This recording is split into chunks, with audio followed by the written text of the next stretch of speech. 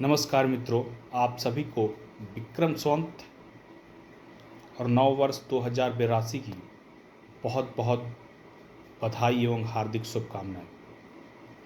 दोस्तों, हमारा देश 2014 से पहले आंशिक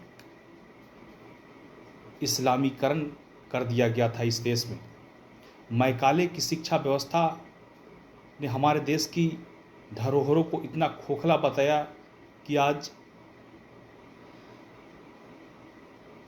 हमारे जितने महापुरुष धरोहर थे सबको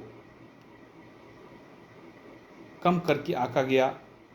यही कारण है कि आज इस देश में एक परंपरा बन गई और गलत इतिहास पढ़ा करके या फिर राजनीतिक मंशा से नीचे दिखाने के लिए एक समाज को समाजवादी पार्टी के सांसद रामजी सुमन राणा संगा पर, महान राणा संगा पर, एक वीर योद्धा पर अपमानजनक आपत्तिजनक बयान का शब्द का प्रयोग करते हैं। दोस्तों, आज हिंदू नव संस्कृति का पुनर्जागरण हो रहा है।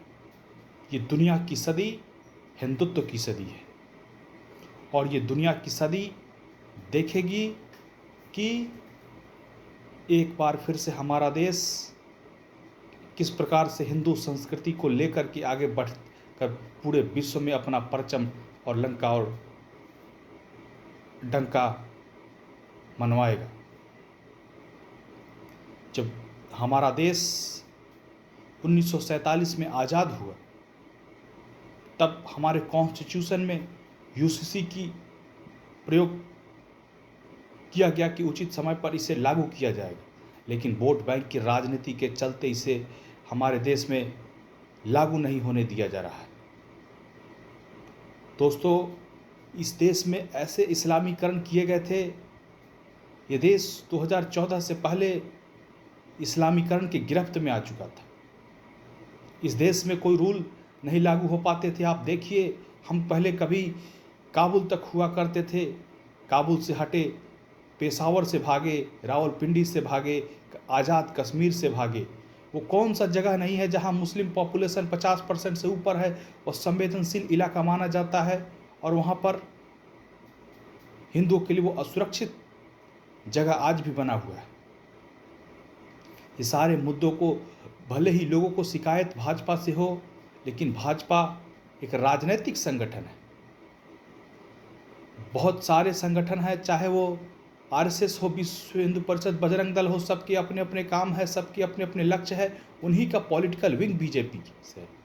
अगर किसी हिंदू को आशा है, उम्मीद है, तो भारतीय जनता पार्टी से है।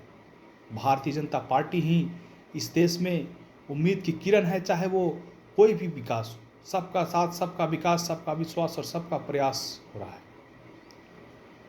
किसी भी विकास में किसी मुस्लिम भाई को बाधक नहीं, उनके विकास का हर संभव प्रयास किया गया है, उनको साथ भेदभाव नहीं किया गया है।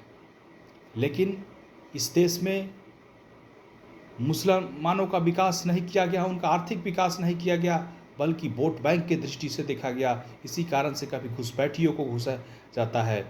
यही ममता बनर्जी कभी घुसपैठियों की विरोधी थी, लेकिन आज वोट बैंक के लिए पूरी तरीके से ममता बनर्जी घुसपैठियों के साथ खड़ी हुई है। तो इसी से उनकी राज्य सरकार चल रही है।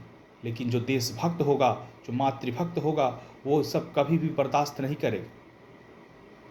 आज भारतीय जनता पार्टी का जो विशाल जनसभा और एक पूरा अखंड देश पर परचम लहरा रहा है, यह भारतीय जनता पार्टी के लाखों और करोड़ों कार्यकर्ताओं के मेहनत परिश्रम से पर आगे बढ़ रहा है। आज बिहार में माननीय गृह मंत्री अमित शाह जी थे। बिहार में एनडीए की सरकार बननी तय है।